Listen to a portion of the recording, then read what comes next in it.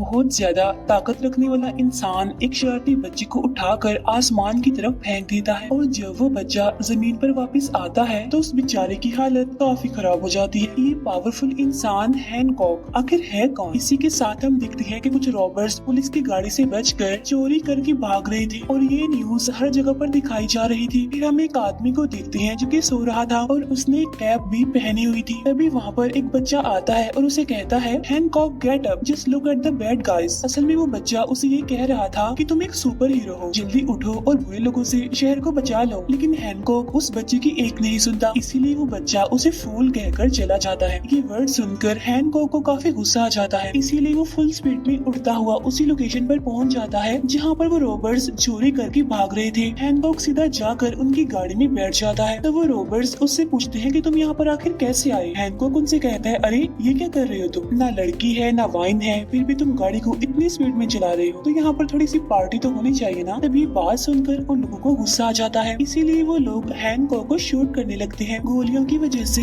Hancock की wine की बोतल और उसकी ग्लासेस टूट जाती हैं और इस वजह से तो हैनकॉक को बहुत गुस्सा आता है, इसीलिए वो अपने पैरों से उस गाड़ी को वहीं पर ही रोक देता है। इस वजह से वो गैंगस्टर्स और ज्यादा गुस्से में आ जाते हैं और वो भी हैनकॉक को फूल कह देते हैं। हैनकॉक उससे कहता है, बस एक और बार मुझे फूल बोल दो और फिर देखो मैं तुम्हारा क्या हाल करता हूँ। और जैसे वो गैंगस्टर उसे फूल बोलता है तो वहाँ पर हैनकॉक उनकी गाड़ी को किसी सुपरमैन की तरह हवा में उठाकर बिल्डिंग्स में दे मारता है और फिर वो उनकी गाड़ी को काफी ऊंची बिल्डिंग पर ले जाकर एक नुकीले पोल में गाड़ देता है। अब ये सब कुछ देखकर हमें ये तो अंदाजा हो जाता है कि हैनकॉक के पास सुपर पावर्स हैं, यानी वो हवा में उड़ सकता है, कोई गोली उस पर असर नहीं कर सकती और ये कि उसके पास सुपर हीरो जैसी बहुत सारी सुपर पावर्स हैं। अब हालांकि यहाँ पर हैनकॉक ने चोरी होने से तो रोक लिया था, लेकिन मीडिया तो उसके अगेंस्ट कुछ अलग ही न्यूज कवर कर रही थी और कहा जा रहा था कि हैनकॉक ने फिर से पूरे शहर में तोड़फोड़ करना शुरू कर दी है। करीब 90 लाख का नुकसान कर दिया है उसने। आखिर कौन भरेगा इतना नुकसान? अब हैनकॉक भी एक बार में बैठकर इस न्यूज को देख रहा था। इसके बाद सीन शिफ्ट होता है और हमें एक आदमी दिखाया जाता है जिसका नाम रे होता है और यहाँ पर वो अपनी कंपनी के कुछ लोगों को बहुत ही बड़ी प्रेजेंटेशन दे रहा था और कहता है कि आप इस कंट्री के बड़े बड़े बिजनेसमैन हैं, सभी का बिजनेस काफी अच्छा चलता है, हम लोग पैसा तो बहुत कमा लेते हैं लेकिन गरीबों के लिए कुछ नहीं करते, यानी हम गरीबों की कोई भी हेल्प नहीं करते। तो इसीलिए मैंने एक छोटा सा प्लान सोचा है कि क्यों ना हम पूरी दुनिया का एक यूनाइटेड सिंबल बनाएं जो कि दुनिया की हर कंट्री में एक जैसा ही काम करेगा और बेसिकली इसका मकसद होगा गरीबों की हेल्प करना और गरीबों को फ्री मेडिसिन देना। अब जब वो बिजनेसमैन ये वर्ड सुनते हैं फ्री, तो वो रे को वहाँ से जाने के लिए कहते हैं। तभी यहाँ पर रे का बॉस उससे कहता है, क्या तुम पागल हो गई हो? अगर हम फ्री में लोगों की हेल्प करते रहेंगे तो पैसा कैसे कमाएं? इसके बाद रे को उस मीटिंग से निकाल दिया जाता है। अब रे जब घर जा रहा होता है तो रास्ते में काफी भीड़ होती है। रे की गाड़ी की आगे भी एक गाड़ी होती है और पीछे भी, और तभी हम देखते हैं कि सामने से आती हुई ट्रेन जोर जोर से हॉर्न दे रही होती है, जिसे देखकर रे काफी डर जाता है। इसीलिए वो अपने आगे वाली को कहता है, अरे गाड़ी हटाओ, ट्रेन आ रही है। लेकिन कोई भी उसकी बात नहीं सुनता और आगे वाला आदमी कहता है कि आगे भी ट्रैफिक है, आखिर कैसे हटाऊं गाड़ी। तब यहाँ पर रे बचने की काफी कोशिश करता है। वो सीट बेल्ट खोलता है, गाड़ी का हैंडल खोलने की कोशिश करता है, लेकिन वो दोनों ही काम नहीं करते और उसकी गाड़ी का हैंडल तो टूट जाता है। अब यहाँ पर रे समझ जाता है कि अब वो नहीं बचने वाला, लेकिन तभी किसी फरिश्ते की तरह वहाँ पर पहुँच जाता है हैनकॉक और वो रे से पूछता है, अरे तुमने गाड़ी यहाँ पर क्यों लगाई हुई है? तब रे उससे कहता है, प्लीज यार मुझे जल्दी से बचाओ। तब हैनकॉक गाड़ी को उठाकर ऐसे ही फेंक देता है, लेकिन वो तेज आती हुई ट्रेन को रोक नहीं पाता, इसीलिए किसी पिलर की तरह खुद इस ट्रेन के आगे खड़ा हो जाता है और उससे टकराकर वो ट्रेन वहीं पर ही रुक जाती है। अब हालांकि यहाँ पर हैनकॉक ने रे की जान तो बचा ली थी, लेकिन जब वो ट्रेन की तरफ देखता है तो ट्रेन के पीछे वाले डब्बे अलग अलग चीजों से टकरा कर पूरे शहर को डिस्ट्रॉय कर चुके होते हैं, जिसकी वजह से वहाँ पर बहुत सारा नुकसान भी हो चुका होता है। ये देखकर वहाँ पर मौजूद सारे लोग हैनकॉक को अब्यूज करने लगते हैं, उसे बुरा भला कहने लगते हैं और उससे कहते हैं कि तुम फूल हो, तुम्हारे अंदर बिल्कुल भी अकल नहीं है, देखो तुमने कितना नुकसान कर दिया है, क्या हाल हो गया है ट्रेन का और ट्रैक का।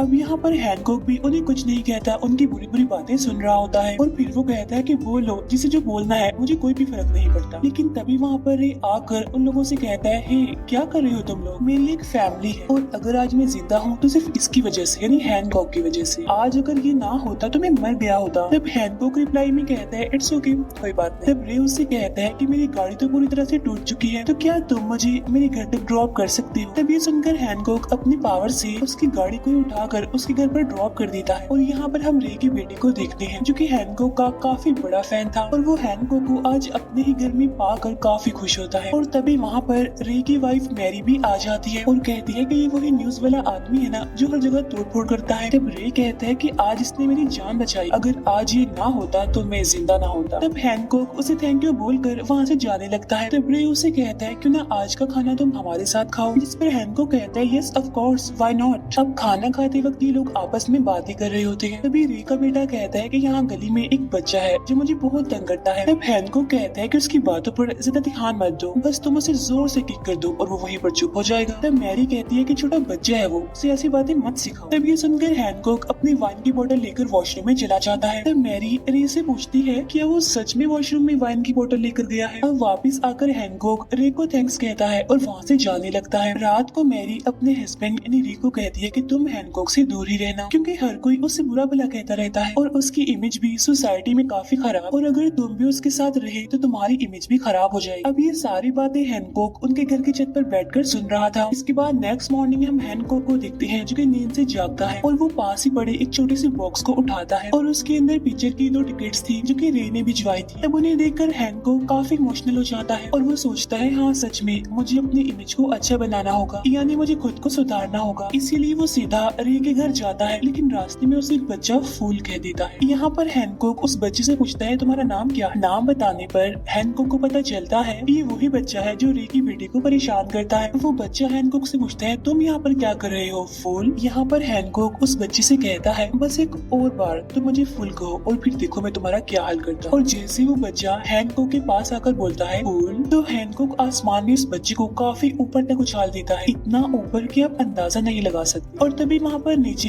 रे भी आ जाता है और वो पूछता है कि आखिर यहाँ पर चल क्या रहा है। तब हैनकॉक उसे कहता है कि सब कुछ ठीक ही तो चल रहा है, कुछ भी नहीं हुआ यहाँ पर। और तभी आसमान से वो बच्चा नीचे गिर रहा होता है, लेकिन हैनकॉक उसे नीचे गिरने से बचा लेता है। अब इस हादसे के बाद तो वो बच्चा रोता हुआ चिल्लाता हुआ वहाँ से चला जाता है। यहाँ पर रे हैनकॉक से पूछता है क्या तुमने इस बच्चे को हवा में उड़ाया था, जिस पर हैनकॉक कहता है नहीं यार बस ये तो थोड़ी सी मस्ती कर रहा था, तो मैंने सोचा कि इसे थोड़ी सी हवा की सैर करवा दूं। इसके बाद ये दोनों जाकर अपने रूम में बैठ जाते हैं। यहाँ पर रे उसे कहता है कि तुम एक अच्छे इंसान हो, लोगों की हेल्प करना चाहते हो, लेकिन इसके बदले में लोग तुम्हें बुरा भला कहते हैं और तुम्हारी कोई भी इज्जत नहीं करता। इसीलिए तुम्हें उन लोगों को बताना पड़ेगा कि तुम्हारे अंदर सच में कितनी पावर्स हैं, बिल्कुल किसी सुपर हीरो की तरह, और तुम भी असल में एक सुपर हीरो हो जो हर टाइम लोगों की हेल्प करने के लिए बिल्कुल तैयार होता है। हैनकॉक कहता है हाँ मैं तो लोगों की ऐसे हेल्प करता हूँ। तो यहाँ पर रे उसे यूट्यूब की एक वीडियो दिखाता है और कहता है कि देखो एक बार बीच पर एक काफी बड़ी मछली पानी से बाहर आ गई थी और तुमने उसे उठाकर इतनी दूर फेंका कि वो दूर खड़ी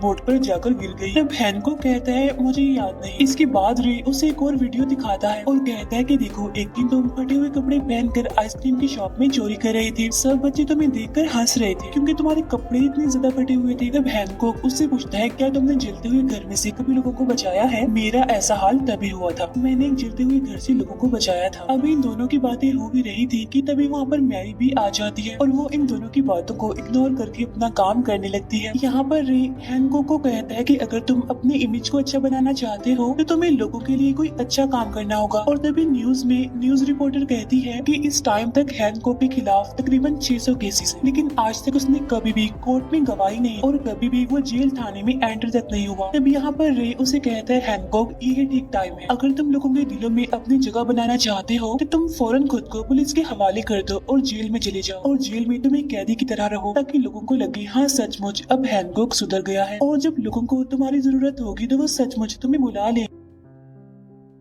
अब हालांकि हैनकॉक ऐसा करना तो नहीं चाहता था, लेकिन अब क्योंकि रे उसके लिए इतना कुछ कर रहा है इसीलिए वो खुद को पुलिस के हवाले करवा देता है। और यहाँ हैनकॉक एक कॉन्फ्रेंस मीटिंग में सिर्फ वही कहता है जो रे ने उसे लिख कर दिया होता है। इसके बाद पुलिस वाले भी उसे जेल में डाल देते हैं। हैनकॉक को जेल में देखकर वहाँ के सारे कैदी उसे घूर रहे होते हैं और उसे बुरा भला कह रहे होते हैं और एक लंबा सा कैदी उसके सामने आकर उसका रास्ता रोक लेता है। तब हैनकॉक उन सभी को कहता है कि मेरे रास्ते से हट जाओ। तो वो सारे कैदी कहते हैं कि आखिर हम तुम्हें कैसे से छोड़ दे, क्योंकि तुम्हारी वजह से ही आज हम इस जेल में हैं। तब वो लंबा सा कैदी हैनकॉक को कहता है कि बेटा बस तू तो आज गया। तब हैनकॉक उसे कहता है कि अगर तुम मेरे रास्ते से ना हटी तो मैं तुम्हारा बहुत बुरा हाल करूंगा, इसीलिए चलो शाबाश मेरे रास्ते से हट जाओ। लेकिन तभी वो लंबा कैदी उसे फूल कह देता है। तब ये सुनकर तो हैनकॉक को बहुत गुस्सा आ जाता है, इसीलिए वो एक छोटे कैदी को उसके अंदर घुसा देता है। अब इस इंसिडेंट के बाद उससे मिलने के लिए रे आता है और उससे कहता है कि तुमने अच्छा बनने की कसम खाई है और अगर तुम ऐसे ही करते रहे तो कैसे सब कुछ ठीक होगा। और तभी हैनकॉक वहाँ पर अपने नेल से ही उस ग्लास को गुलाई में काट देता है और कहता है हाँ अब आवाज बिल्कुल ठीक आ रही है। रे उसे बताता है कि तुम्हारी टोटल कैद 8 साल है। तब ये सुनकर हैनकॉक को काफी गुस्सा आता है और इसीलिए वो वहाँ से दरवाजा तोड़कर निकलने वाला होता है। तब रे उसे कहता है कि अगर तुमने अच्छा बिहेव किया तो तुम्हारी सजा कम होकर 4 साल हो जाएगी और देखना ये 4 साल कैसे गुजरेंगे तुम्हें पता भी नहीं चलेगा, और अगर गवर्नमेंट को तुम्हारी जरूरत पड़ गई तो तुम उसी टाइम ही जुट जाओगे और फिर तुम्हारे अच्छे काम तुम एक सुपर हीरो बना देंगे। अब ये सारी बातें सुनकर हैनकॉक उसे जेल में रहने का फैसला करता है। अब यहाँ पर हम देखते हैं कि जेल के सारे कैदी एक जगह पर बैठकर एक मीटिंग कर रहे होते हैं जिसमें वो अपनी अपनी लाइफ के इंसिडेंट्स बता रहे होते हैं। लेकिन जब हैनकॉक की बारी आती थी तो वो यही कहता था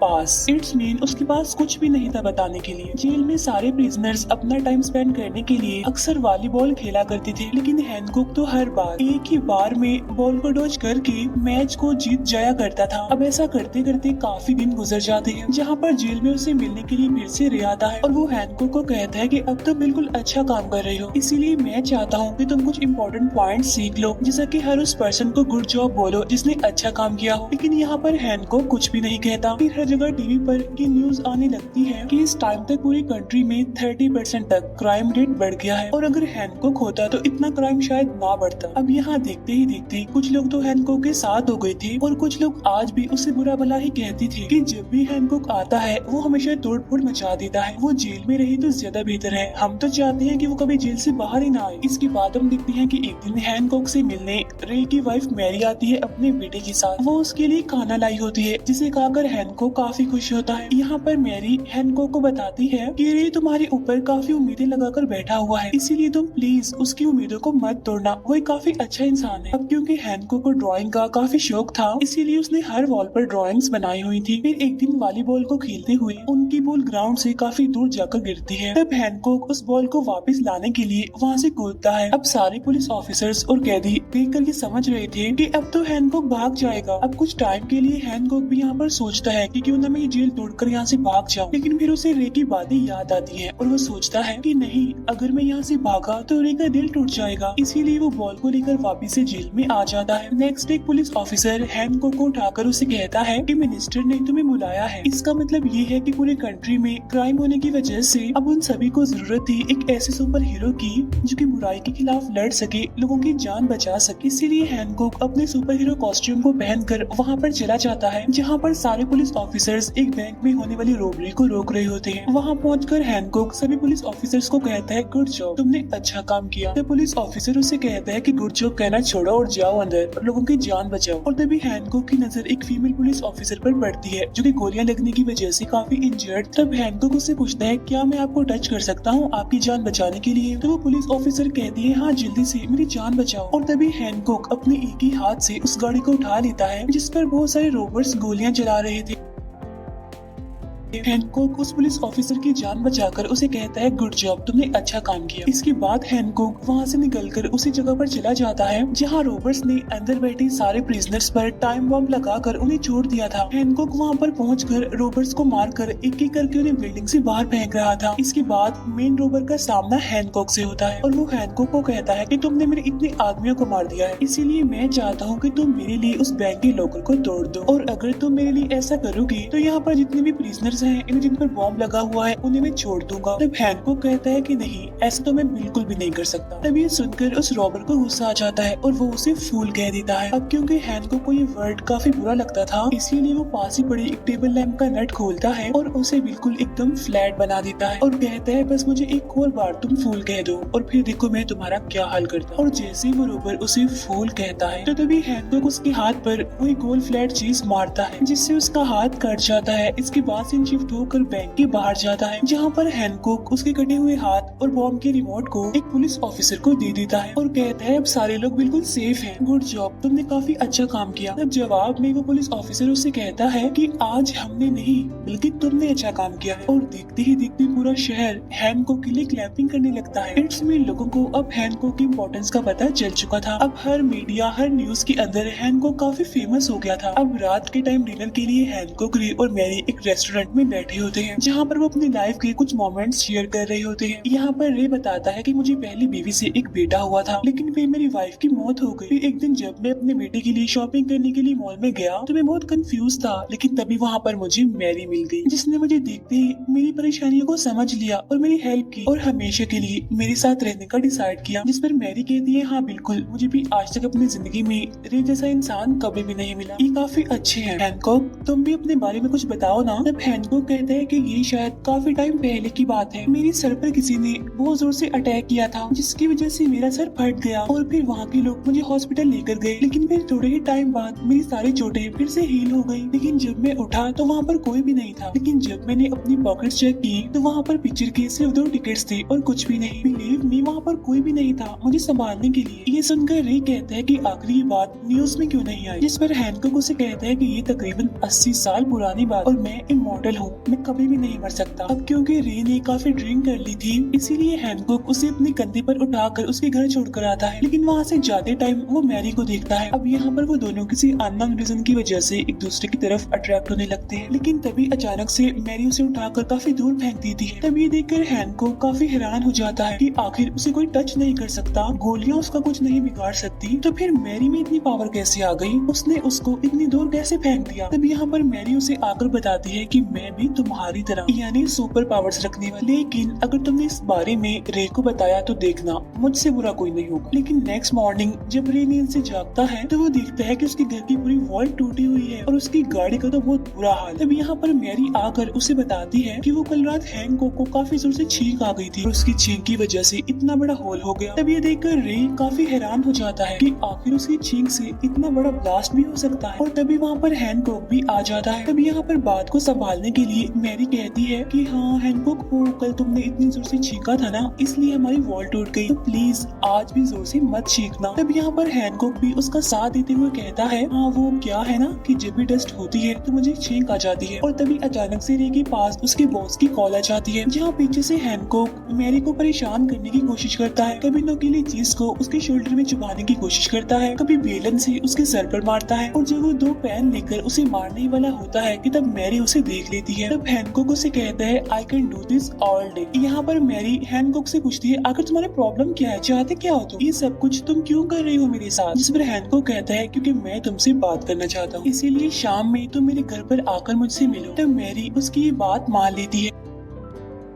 इसके बाद रे जैसे ऑफिस जाता है तो मैरी हैनकॉक से मिलने के लिए उसके घर पर चली जाती है। यहाँ पर हैनकॉक उससे पूछता है कि आखिर हम हैं कौन और हमारे अंदर इतने सुपर पावर्स कैसे आ गए। तब मैरी उसे बताती है कि लोग तो हमें गॉड, फरिश्ते और आजकल के लोग तो हमें सुपर हीरोज भी कहते हैं। यहाँ पर हैनकॉक पूछता है हमारे जैसे क्या और लोग भी मौजूद, जिस पर मैरी कहती है कि नहीं, सब लोग मर चुके हैं और सिर्फ हम दोनों ही बचे हैं, और ये बात आज से हजारों साल पुरानी। यहाँ पर हैनकॉक उससे पूछता है कि आखिर तुम मेरी क्या लगती है। तब यहाँ पर मैरी झूठ बोलती हुई कहती है कि मैं तुम्हारी बहन। तब ये सुनकर हैनकॉक कहता है कि नहीं, इम्पॉसिबल, क्योंकि जिस तरह से कल तुम एक तरफ अट्रैक्ट हो रही थी मुझे नहीं लगता कि तुम मेरी बहन हो सकती और तुम मुझसे सच छुपा रही हो। तब मैरी कहती है मैं बिल्कुल सच कह रही, मेरी बात का यकीन करो। लेकिन फिर भी हैनकॉक उसकी बात नहीं मानता और कहता है क्योंकि ठीक है मत बताओ, और अब मैं तुम्हारी सच्चाई बताने जा रहा हूँ तुम्हारे हस्बैंड रे को। और अब यहाँ पर उसे रोकने के लिए तो मैरी उसे फाइट करती है, और अब देखते ही देखते उन दोनों के बीच एक जबरदस्त फाइट क्रिएट हो जाती है। हैनकॉक को रोकने के लिए मैरी वहाँ पर पड़े एक काफी बड़े ट्रक को उठाकर हैनकॉक पर दे मारती है, और यहाँ पर हैनकॉक भी उसका मुकाबला करता है। इस वजह से मैरी को काफी गुस्सा आ जाता है, इसीलिए वो वहाँ पर एक काफी बड़ा तूफान क्रिएट कर देती है। इसी वजह से पूरे शहर में काले बादल छा जाते हैं, वहाँ पर बर्फ जमने लगती है। इनकी लड़ाई इतनी ज्यादा खतरनाक होती है कि आसपास की बिल्डिंग्स भी टूट जाती हैं, और इनमें वो बिल्डिंग भी शामिल थी जिसमें रे काम करता था। और तभी रे इन दोनों को लड़ता हुआ देख लेता है। इसके बाद इन शिफ्ट होकर रे के घर पर आता है। यहाँ पर मैरी रे को बताती है कि हाँ, मैं हैनकॉक को जानती थी, ये बात काफी पुरानी है, ये मेरा हस्बैंड हुआ करता था, लेकिन इसे दूर रहने के लिए मैंने तुम्हें चूज किया। लेकिन जैसा तुम सोच रहे हो वैसा बिल्कुल भी नहीं है, मैं आज भी तुमसे प्यार करती हूँ और हमेशा तुम्हारी ही रहूंगी। ये बातें सुनकर हैनकॉक को काफी दुख होता है। अब जहाँ पहले उसने ड्रिंक करना छोड़ दी थी, अब वो दोबारा से ड्रिंक करना स्टार्ट हो जाता है। इसीलिए वो पास के स्टोर में जाकर वाइन की 2 बॉटल्स उठा लेता है। लेकिन जब वो बिल पे करने जाता है तो शॉपकीपर उसे कहता है कि मेरी शॉप में 2 रॉबर्स छुपे हुए हैं। तब हैनकॉक अपने हाथ को उसकी दीवार में डालकर उन दोनों रॉबर्स को बाहर निकाल लेता है। वो उन्हें काफी मारता पीटता है, लेकिन तभी एक रॉबर शॉपकीपर पर गन पॉइंट कर देता है। तभी हैनकॉक एक चॉकलेट को उठाकर उस पर दे मारता है, लेकिन तब तक रॉबर ने हैनकॉक को गोली मार दी होती है। अब यहाँ पर हम देखते हैं कि आज तक जिसका खून बहा नहीं होता,